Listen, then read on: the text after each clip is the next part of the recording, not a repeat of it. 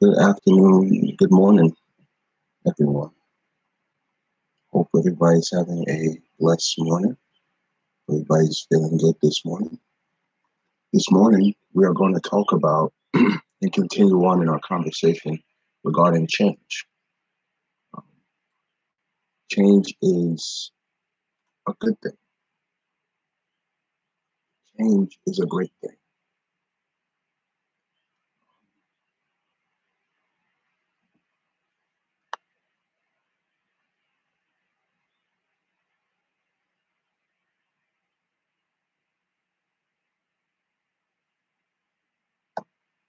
When we think of change, we think of making a difference in your lifestyle, a difference in how you look at things, a difference in how you operate. So this morning, we are going to focus on uh, a change, something that we have the power to control.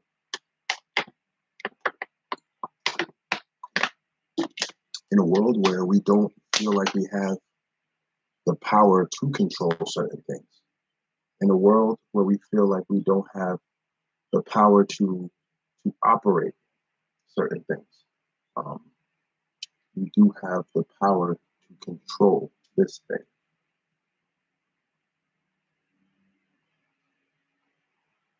We have the power, we have the ability to control this particular thing. And it is something that we have the privilege.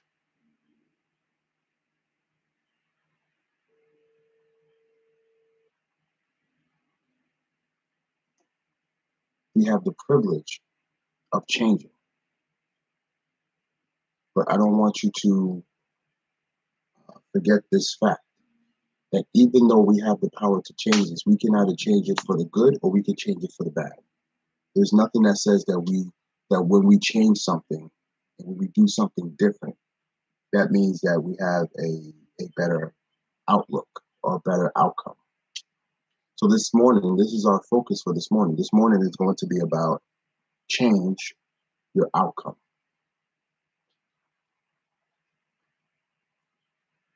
Change your outcome.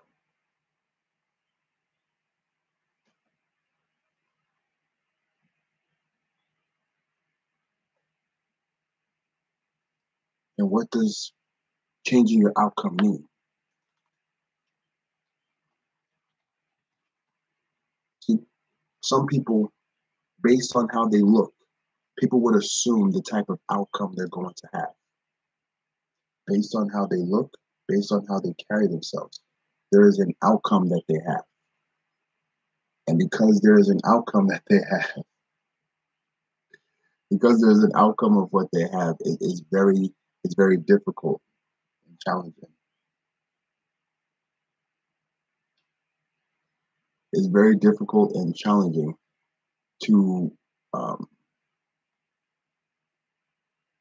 to overcome. This morning, we're going to take a look into that. We're going to focus on that. Before we do, um, there's a few things that I would like to discuss. Um, Yesterday, I had a very rough day. I had a very challenging day yesterday, um, and I'm still experiencing that challenge even this morning.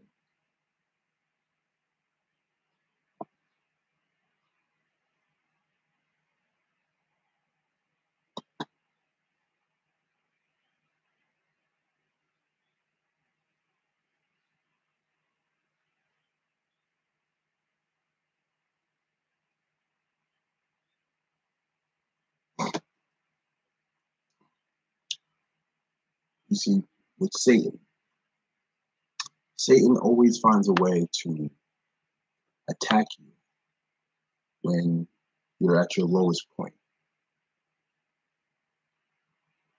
When you're at your low point in life, Satan tries to attack you. Satan tries to fight you. Satan tries to make you feel like you don't have an option. You don't have a choice. Satan wants you to feel like you don't have what it takes to overcome the things that try to drag you down, to overcome the things that try to hurt you. That's what Satan does. And oftentimes, as much as we try to fight it, as much as we try um, to stand firm, Satan always finds a way to get at you. And from since yesterday, Satan has been trying to get at me. There have been some battles I've been able to defeat him. There's other battles I've lost. Up until this morning, I've lost. I've lost the battle. But the thing is, when you lose, it's not necessarily a defeat. When you lose, it's not a defeat. It's just a temporary setback. It's a minor setback. As a result of it being a minor setback, you also don't get the chance to go back in time to correct the wrongs that you may have done. You can only look towards the future.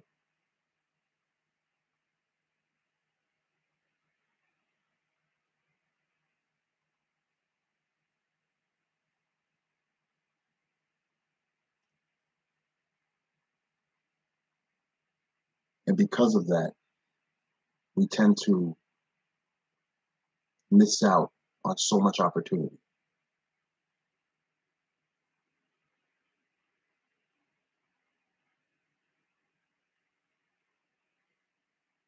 But I want you guys to realize and understand just where we're going as far as this devotion is concerned. Change your outcome. Your outcome doesn't have to be what you need it to be. Your outcome can be what God wants it to be. Sometimes you have to lose in order for you to win. Sometimes you have to gain in order for you to understand. See, but that's the attitude in life. We want, but we're not willing. We're not willing to push.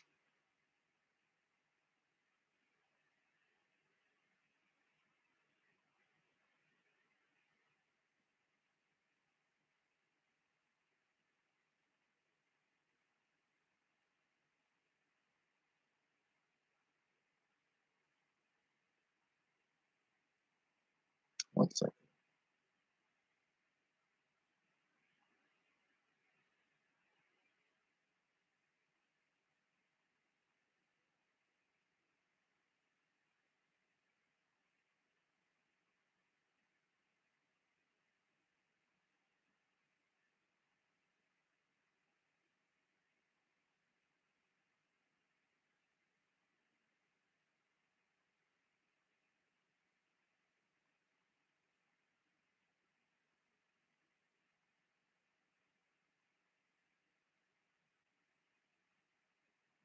I got this thing together. All right. Once again, we look at different things, we look at different opportunities, and we want to change the way we consider things to be at the end. So this morning, I want us to focus on realizing what matters most, what's important.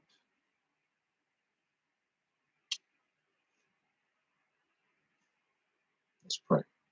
Father God, we want to thank you, Lord, for giving us this time, this moment, this opportunity. We'd like to thank you for allowing us the strength to, to gather in your name. Lord God, I know that Satan is on the attack.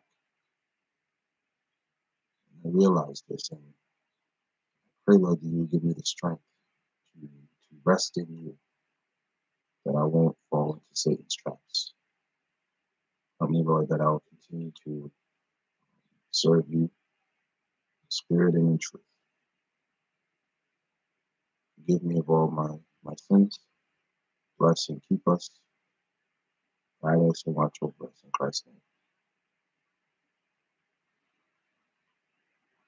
Amen.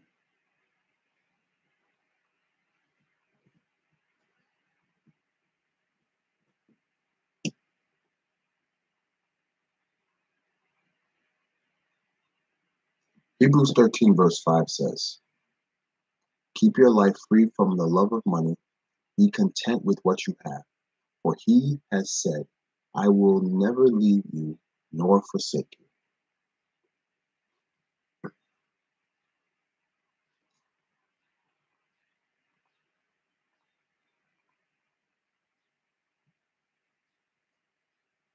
When we take a look at different outcomes that we can have, outcomes that we can experience, we have to look at everything that leads up to that outcome. We have to look at everything that we can experience that brings us to that outcome. Sometimes we deal with outcomes that we haven't even thought of, but it's something that is presented to us. Sometimes we look at things and we see things from a different perspective, from a different eye. See, what God is trying to tell us right now is that we should try to keep our lives from the sins of this world, the love of money, sexual immorality. As hard as some of these sins may be, we still have to try our best to get away from it. We have to do our best to get out of it. But there are times that we don't have the strength. We don't have the courage. Sometimes we just weak. We're weak in our thought. We're weak in nature.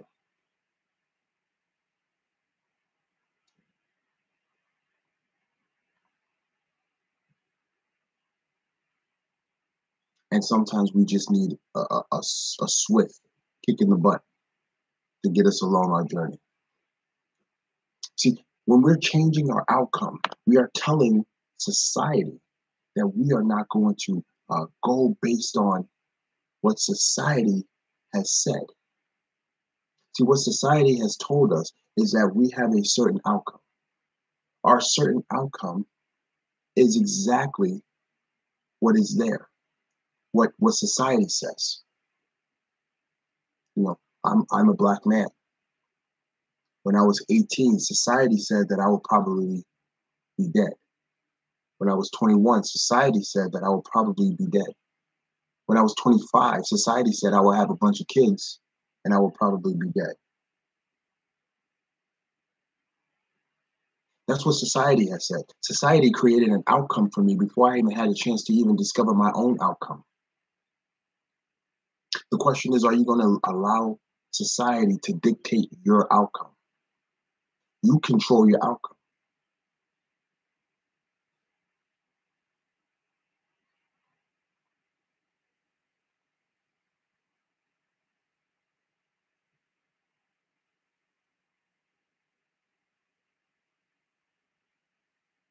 The outcome that you try to establish for yourself may not be the outcome that God has for you.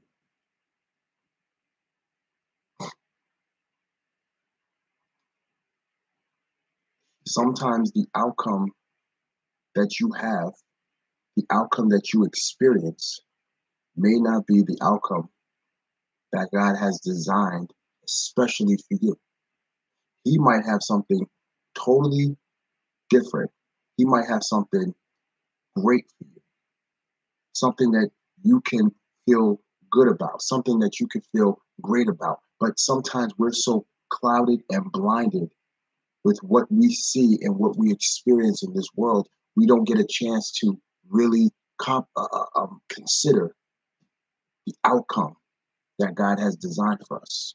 Sometimes we don't see exactly what the outcome is because we are too blinded by what sin has created. Sin has created a cloud, a haziness.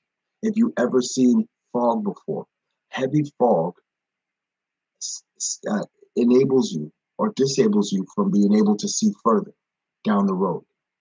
You're going to get down the road, but you still have to take your time. You have to drive a lot slower than you would if you had a clear path. And because the clouds are there, because the fog is there, you can't see further down.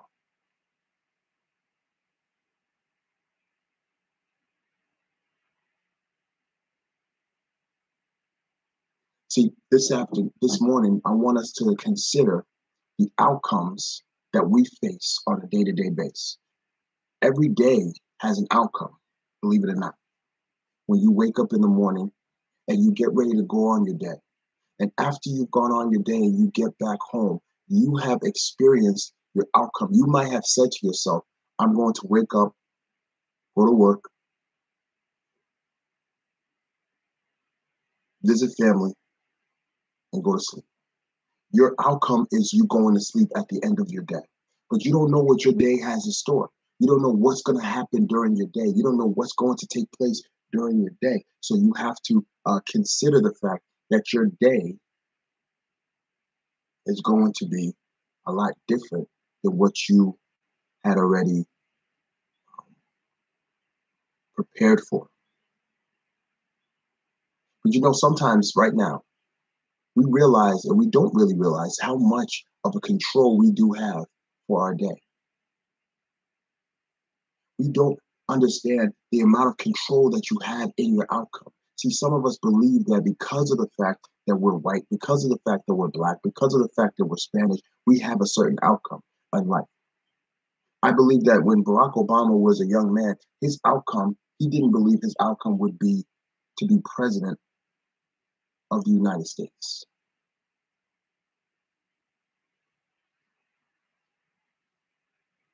That wasn't his outcome.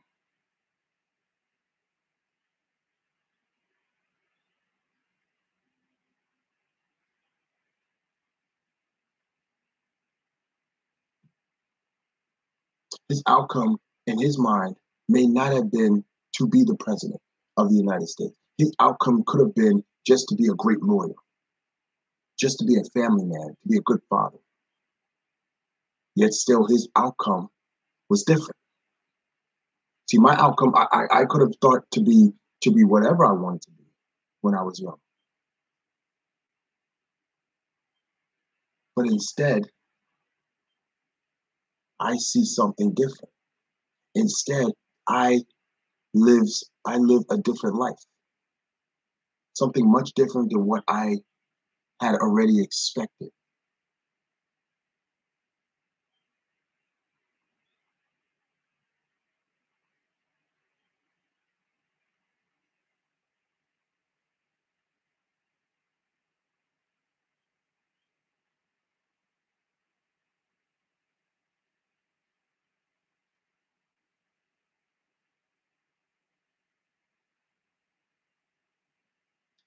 You know,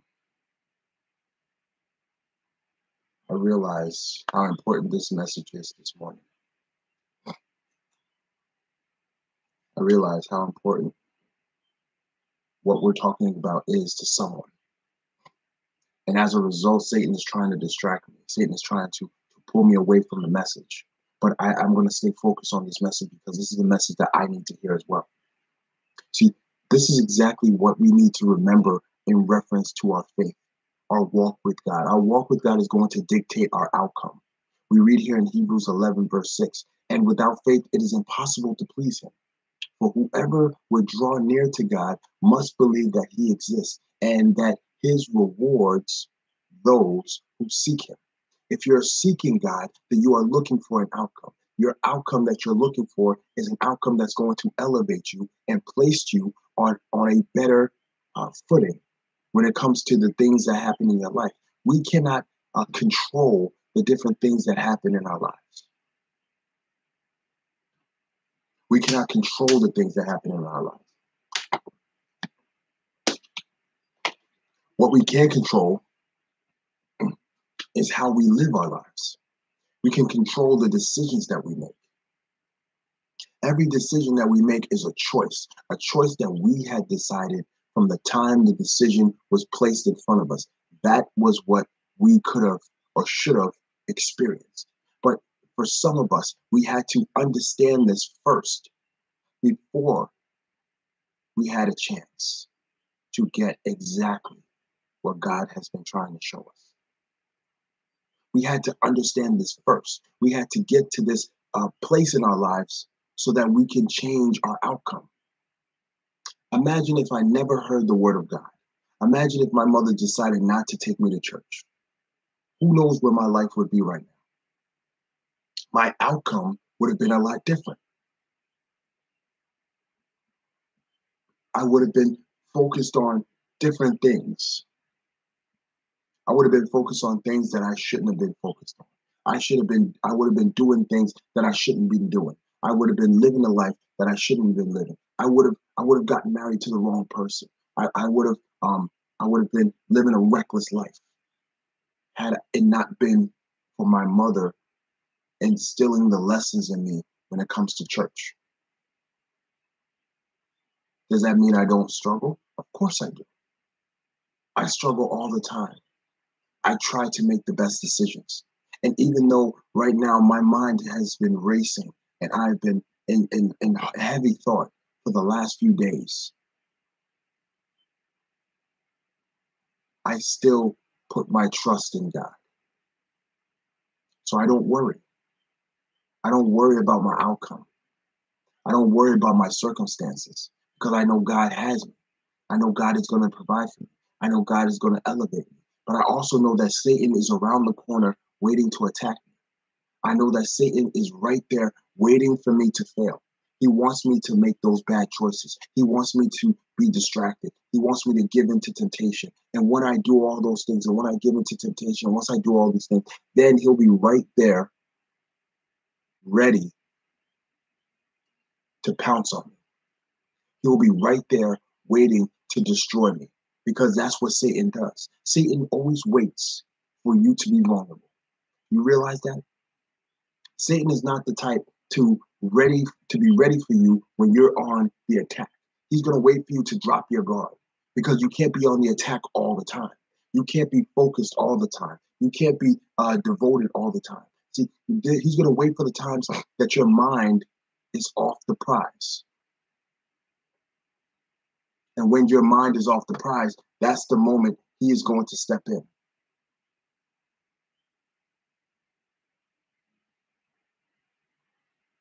That's the moment he's coming for you. That's the moment he's going to destroy. That's the moment he's going to try to pick you apart. He's going to try to destroy you, isolate you. He wants you to fail. That's what Satan wants. Satan wants your outcome to be bleak. He wants your outcome to be horrible. That's what Satan wants. See, but you have to show Satan that you're not going to allow him to beat you, to defeat you. You have to stand firm. This morning, I will be presenting the prayer at church, right? And because I'm doing that, I see what Satan has been trying to do. Satan has been trying to distract me on my mission this morning. Satan wants to distract me on my goals this morning, but I'm not going to let him defeat the outcome for my day today. Neither should you. You should never allow Satan to take apart your outcome because you have the power. Believe it or not, you are stronger than you think. See, you might not have been told this so often. People may not have told you this. Sweet girl, you are strong. Don't let anybody tell you different. Don't let anybody say because you're this, you can't be this. Because you're a woman, you can't be strong. You have to cower behind a man. Don't let anybody tell you that. Because you're a man, you can't be weak. Don't let nobody tell you that. It's okay to be weak as a man. By you being weak, you humble yourself. And by humbling yourself, you allow someone else to be strong for you. You allow someone else to receive a blessing by helping you. See, something that I learned a while ago, and this was something that I heard, that because of the fact that, especially as men, we are so strong-minded and we try to be so strong that we eliminate everybody else's chance to do something good for us because we're so busy doing stuff for everyone and us. See, that's a lesson I'm trying to learn. I'm trying to learn how to be more vulnerable. Because I was always taught, my father always taught me that I am to be strong, that a man is supposed to be strong to take care of the household, to take care of their family. That's what I was always taught to do. And I know when I have my family, I'm going to be that type of guy. I'm going to be that type of father. But sometimes you have to be vulnerable. You have to open up to allow someone else to come in and to help you along your journey. See, some of us, we like to keep our minds so focused on doing the things that we want to do. We try to keep our minds so focused on what we want to accomplish that we end up forgetting the fact that we should be helping others. And we should allow others to help us.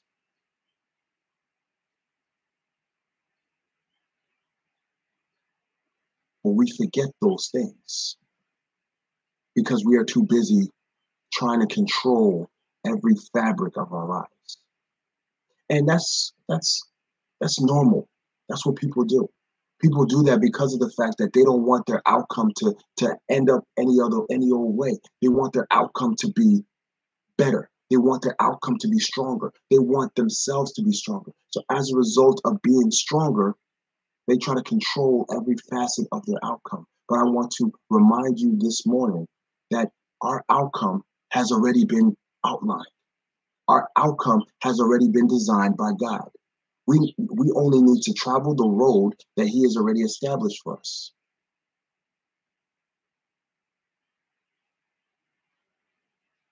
We have to travel down this path that God has created.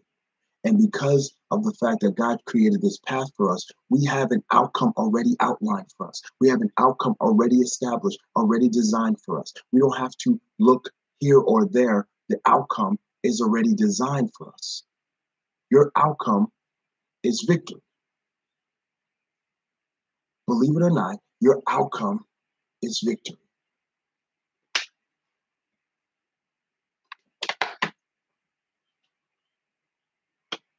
Because your outcome is victory, because you are victorious in your outcome, understand that you don't have to feel as though that you do not have your life under control. Some of us feel like we don't have our lives under control because everything seems chaotic. We can hardly keep a job. We're trying to get back to school, but we can't get back to school. We're trying to live a certain way. We're trying to gain certain understanding, but we just can't seem to get it. Sometimes our life may seem very chaotic. Your life might seem very chaotic. Sometimes you may sit there and try to wonder, what on earth am I doing with myself? Why am I not where I want to be? Maybe you want to be in a better career, and then you ask yourself, why am I not in that career yet? Maybe you want to be married, and you ask yourself, why am I not married yet? Maybe you want to have a family. You say, why don't I have a family yet? And I want to remind you this morning that this is all part of your outcome. The questions that you ask are valid questions, but the timing isn't right. See, sometimes I had to ask those questions myself. I used to sit and ask myself, well, why on earth am I not here? Why on earth did I not get that new car that I wanted? I had the money to get the car, but I just wasn't getting what I needed in order to make sure I had enough to get this car.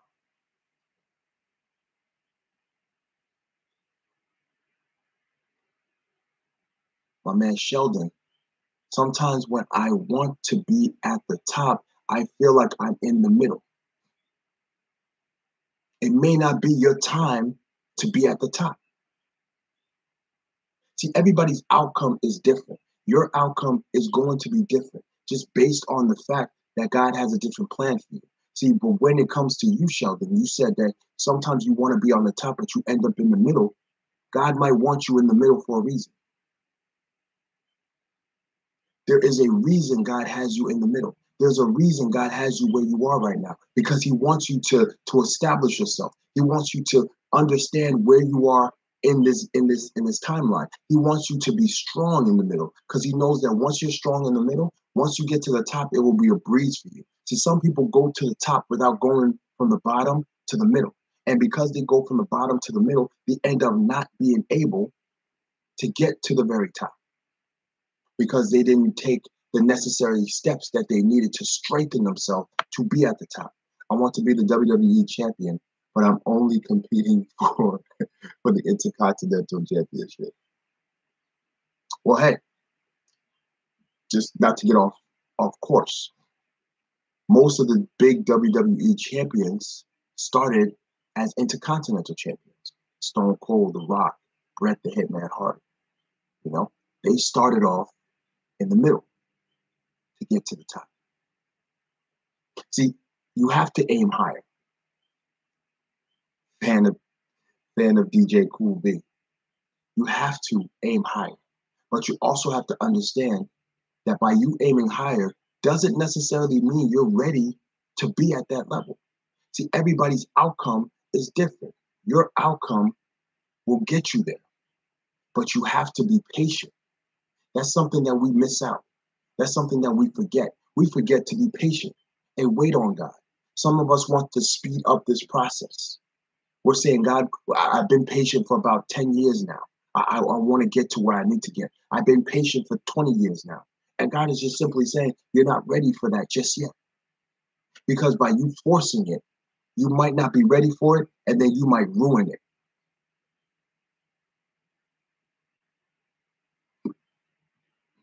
Absolutely, you can't cut corners. You have to take it on, and you have to be able to take on the responsibility and be able to experience this responsibility. You can't rush that process. And as much as you want that process to hurry, as much as you want that process to go, you have to realize that your outcome is still happening. Your design is still being put together.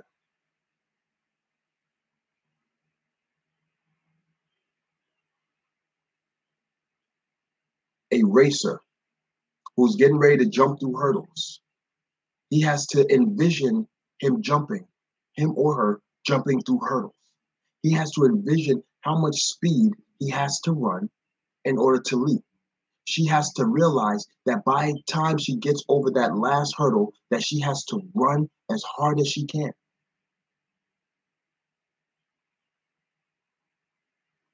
She has to be willing to go the distance if she wants to be number one.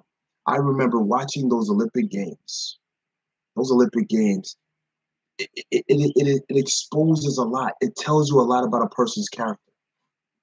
There was a racer who was talking, hyping himself up, getting excited, saying all types of stuff in his mind, saying, oh man, I'm going to do this, I'm going to do that, I can't wait. I remember the interviewers before, he said, yeah, I'm gonna dethrone, Usain Bolt doing this. This man didn't even make it past the qualifiers to get to the finals. Because as soon as that gun went off, he tripped. And when he tripped, he couldn't get back into that race because you have to be at your best in order to get to that goal. You have to be at your best. His body was ready, but mentally, you might be willing to go the distance. You might be ready to go the distance. But if your mind is not prepared or focused to go that distance, he didn't prepare for that trip. He didn't. But you got to prepare for everything in life. Every outcome, every twist and turn, you have to be ready. You see, these are lessons that you learn as a child, believe it or not. You might not appreciate those lessons as a child, but as you become older, I know that now that I'm a man, I appreciate the lessons that I learned when I was a teenager. I appreciate the lessons that I learned when I was a child. See, I'm a middle child. I have a younger brother, I have older sisters. My sisters decided to live their lives and they left my parents' home when they were teenagers. This was like in the 90s. So that was like the thing. And I had to grow up literally overnight. Because me, I could have relied on my older sisters. If something had to be done in the house, oh, my older sisters are supposed to take care of that. I don't need to worry about that. But as I was put into this position, I had to not only be the person to help out my father, to help out my mother, but I also had to be an example to my brother. And because of those things that I had to learn how to be responsible at a young age. And as I got older, responsibility was always the thing that helped me in my outcomes. I remember when I moved out of my parents' home to go to school. I went to high school and I lived with my sister.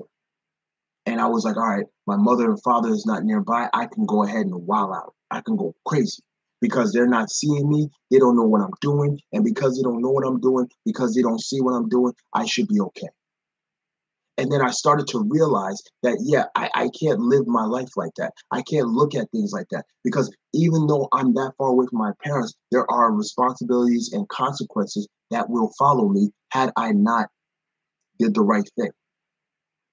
So I realized that I couldn't just make those choices that my friends were making because I had responsibilities. I remember my friends wanted to break into this abandoned warehouse to see what was inside. And in my mind, I say, you know what, this is wrong. And I feel as though that if we do this, we're going to get caught, we're going to go to jail, and then my parents are going to kill me.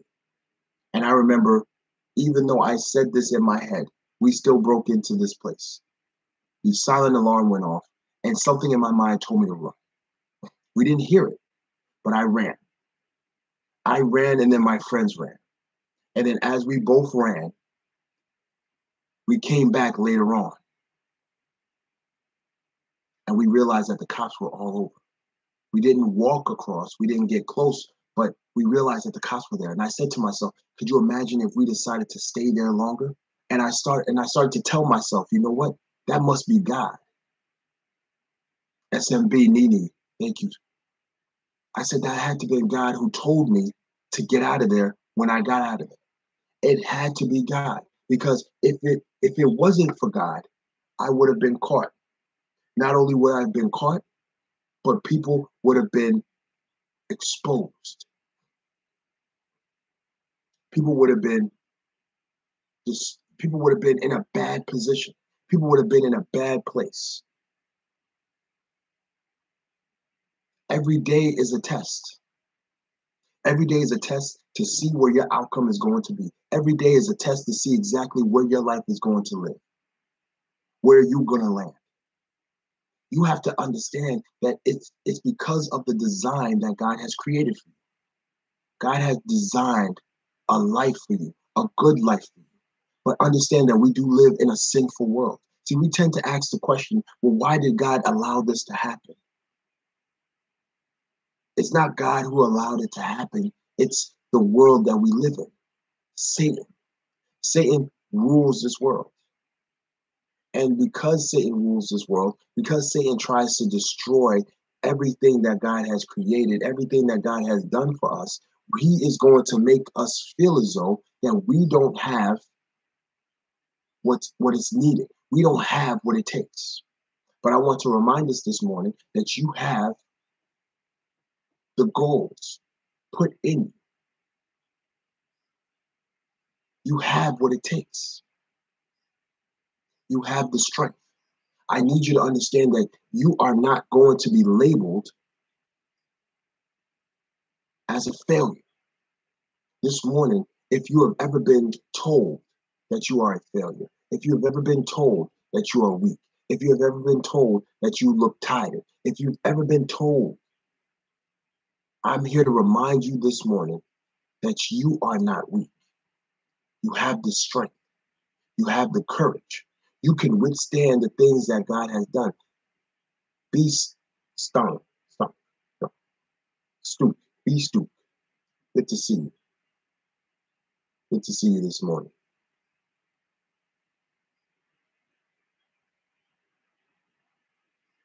Lee Coop, good to see you as well.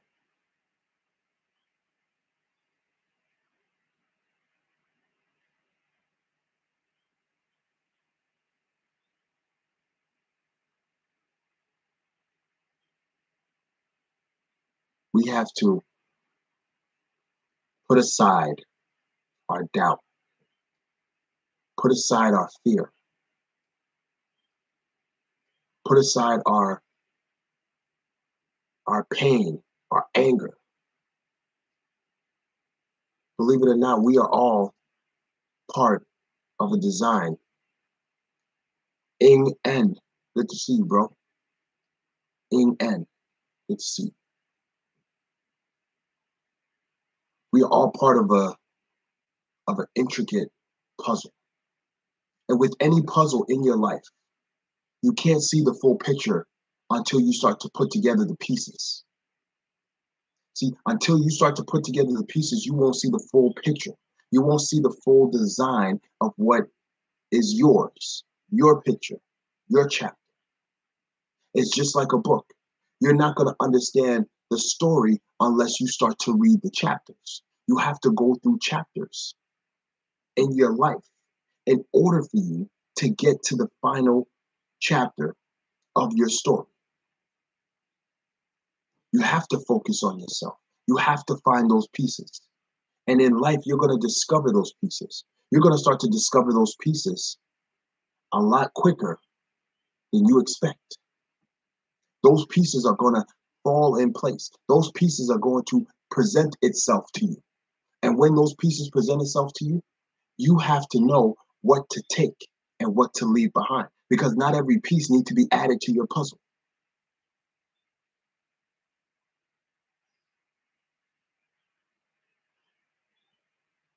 Not every piece needs to be added to your puzzle. It's called greed. Not every piece needs to be added to your puzzle. Not every puzzle piece is that important. See, sometimes we feel like we need all the pieces. We need to gather all the pieces to our puzzle in order for our puzzle to make sense. We need to gather everything together, but we don't need every single piece from that puzzle. There's only a few pieces that we need to connect in order for us to see the picture. And with any puzzle, you can start putting a little bit of pieces together, you'll start to see the picture. And by the time you get to the end, you'll see your outcome. This morning is all about changing your outcome. How do you change your outcome? By changing your perspective, by changing the way you see things. Sometimes you have to let go of ignorance in order to embrace tolerance.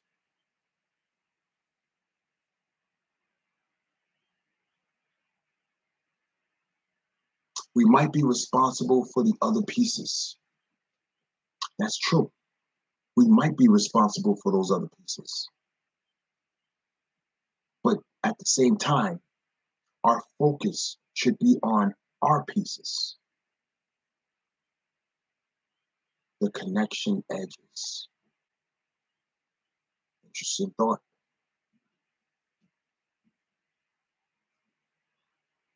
We should focus on our piece. But there are other pieces to the puzzle. There are other outcomes that we can find ourselves in. And not every outcome is good for you. See, some of us want to win $1 million. We say, man, if I only had $1 million, the things I can do with $1 million, the things I can gain with $1 million, that I can finally go to school, I can finish up school, I can buy that house for my parents, I can buy those nice cars, that banging house for me. I can do all these things with $1 million, but we don't understand and we don't take a look at the outcome of getting that $1 million.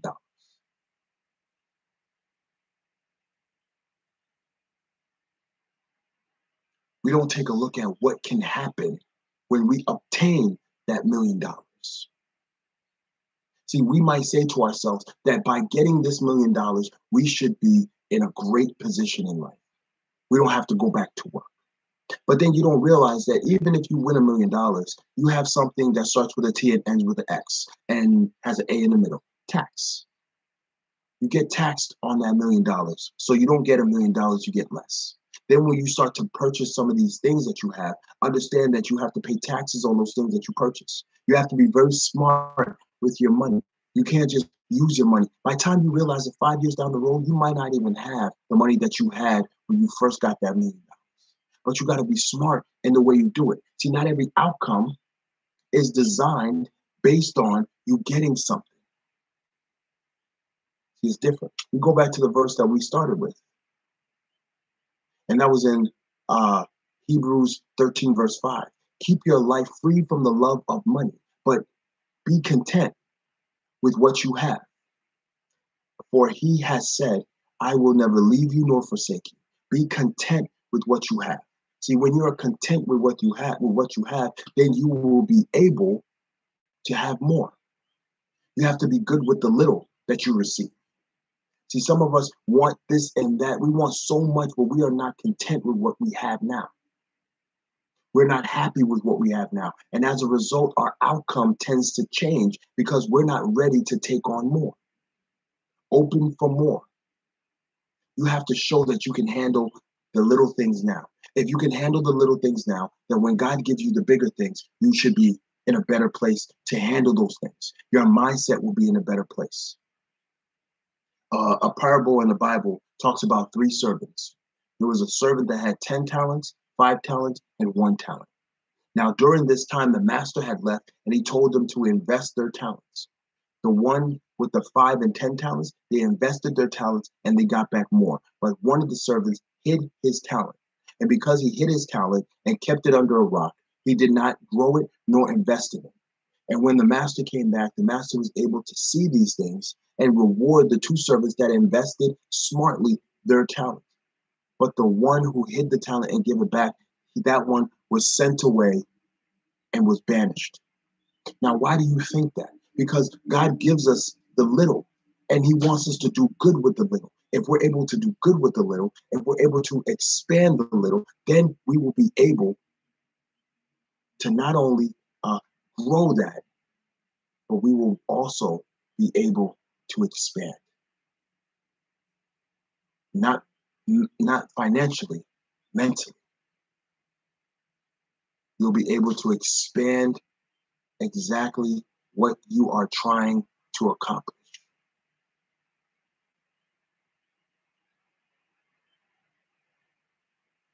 This morning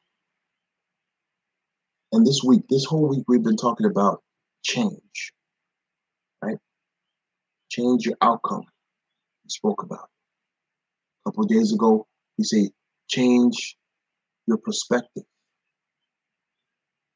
Change the way you look at things. Change the way you act.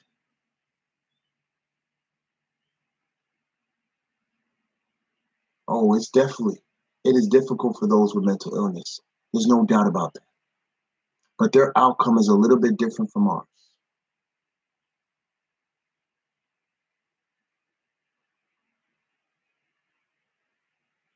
John Cena changed.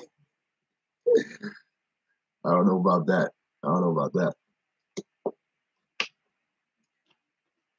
Maybe if you're talking about when he was the doctor of thugonomics and he became a walking billboard, then maybe that was his change.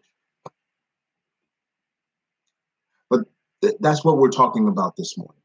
And I hope that you all understand what I am trying to tell us as far as your changing your outcome, changing your perspectives, understanding that change is something that can grow within us. Change is something that we can embrace. Change is something that we can inherit, and we can hold on to that change. Thank you for the love. Thank you for the love. I appreciate the love.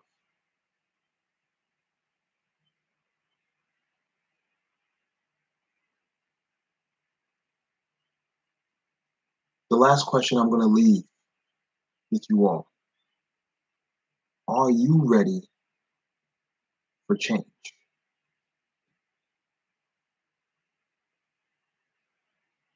Are you ready to change?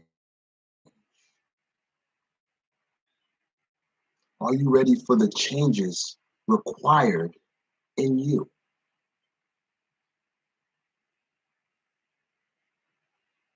See, everybody can talk about change, and how much they want things to change. See, everybody could talk about world peace, but are you ready for world peace? Unfortunately, people talk about gun control, but are you ready for gun control?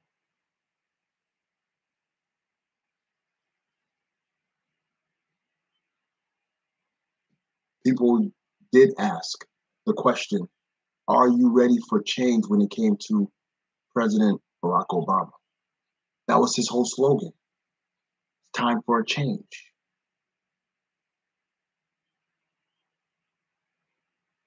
But what we realized is not only were we ready for a change, not only did we want to change, we got the change. But now people want to change things back to the way it used to be. There are some people who want to change things back to what it used to be in America, where people could say whatever they want and think because they have a certain complexion they can get away with it. People want to do whatever they want, and because they have a certain persuasion and the melanin in their skin, they can get away with it. David, what's up, bro? That's where some people want America to go back to.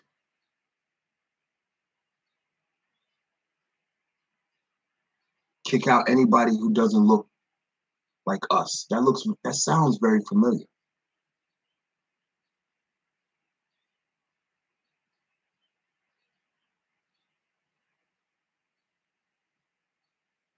Exactly. It was a multiracial experience. Black father, white mother.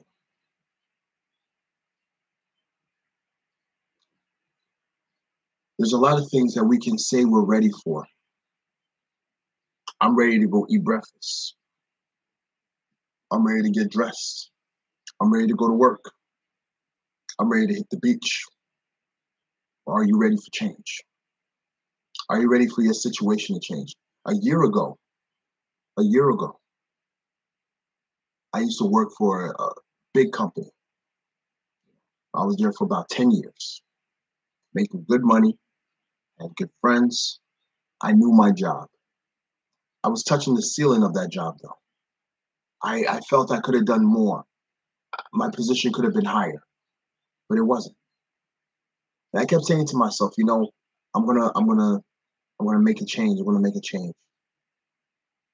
And as I started that process to change, God decided to change things altogether, and they laid me off. They prepared me. They said, "Hey," they told me in April, in May we're going to have to let you go. We're going to take your position. We're going to allocate it to a team, because what I was doing took a team to do. Allocate it to a team, and then we're going to have to let you go. And in my mind, I was saying to myself, well, it's finally come to this.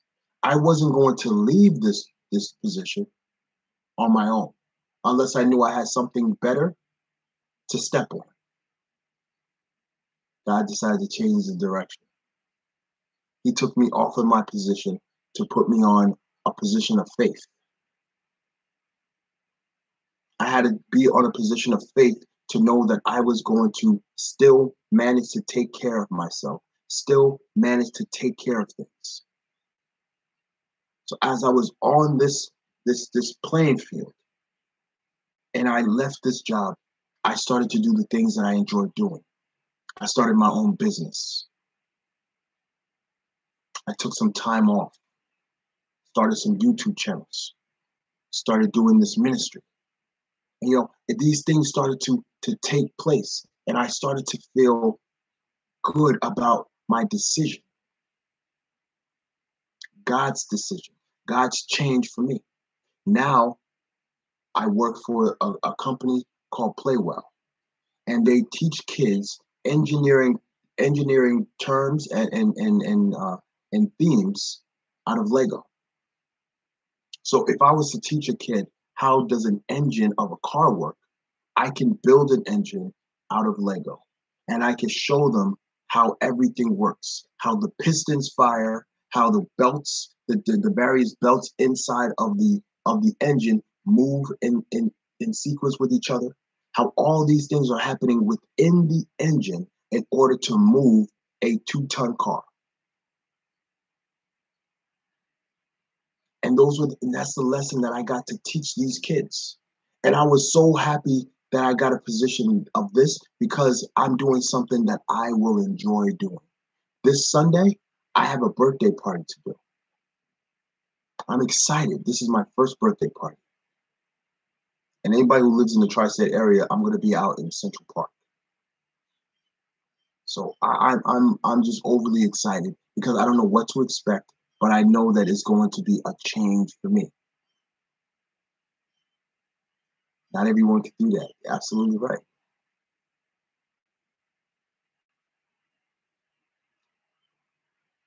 As we close this morning, and this is I have enjoyed this hour with you guys.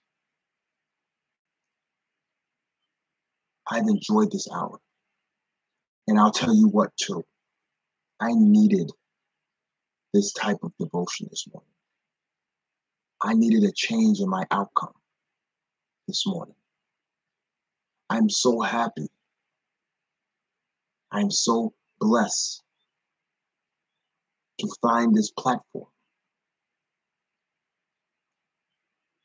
Fan of DJ Cool V, thank you so much for your interaction. Thias, thank you so much for your interaction.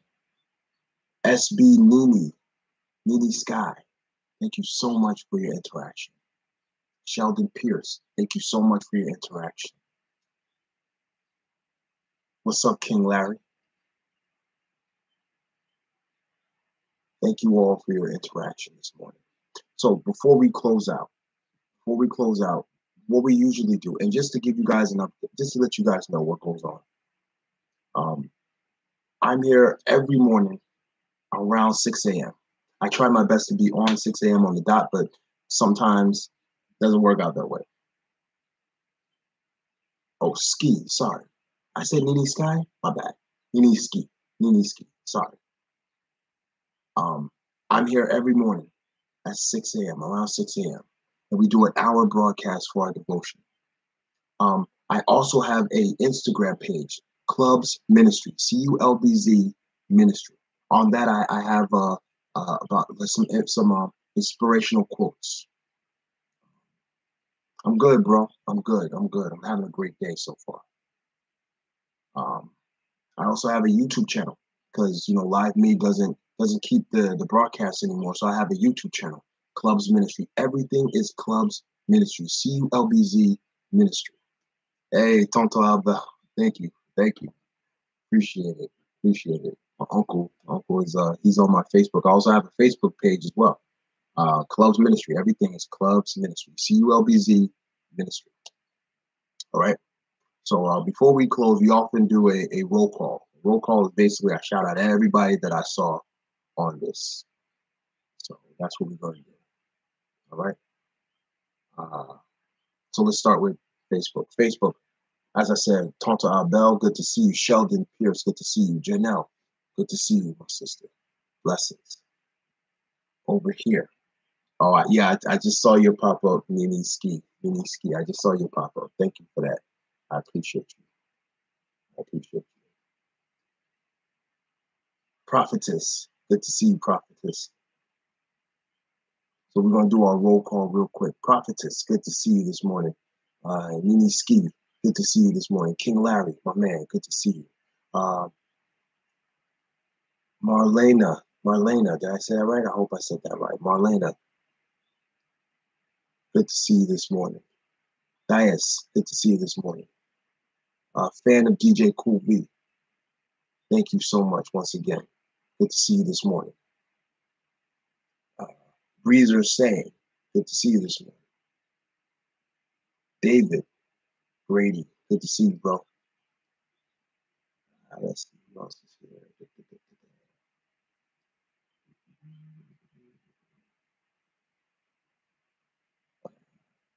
Sally G, good to see you this morning. Who else is here? Who else is here? I gotta get through all these. Okay.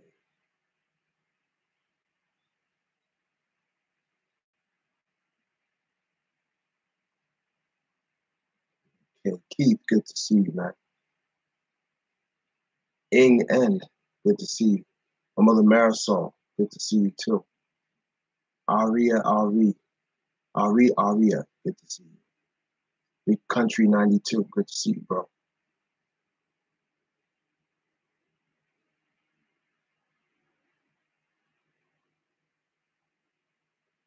Right, let's see. B Sook, good to see you.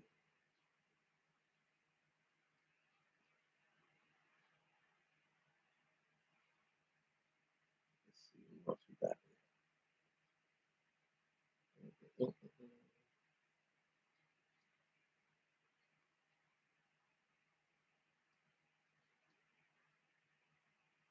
A lot of lot of notifications in here.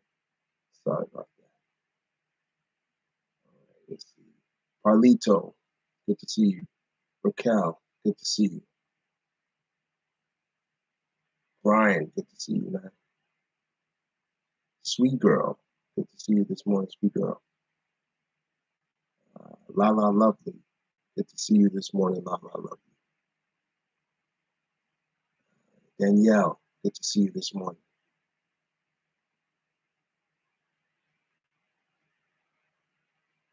Let's see who else we have here. All right, Let Key, good to see you. I think I got everybody. I hope I got everybody. And if I missed anyone, I truly apologize. These things are, they list names and then they disappear the names. So sorry if I missed you. But once again, I just want to thank you all for joining me this morning. B20, good to see you. Yeah, I just want to thank everybody for joining me this morning.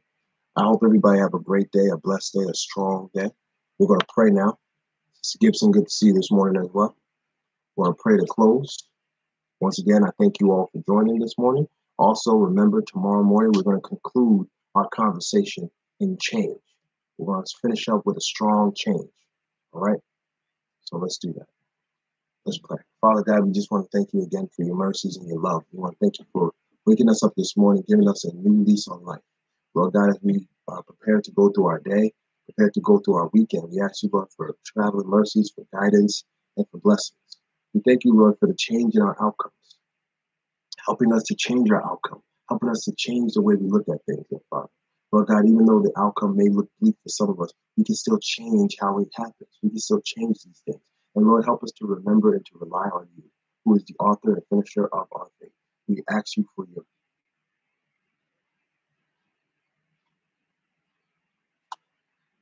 me. Blessings to you guys.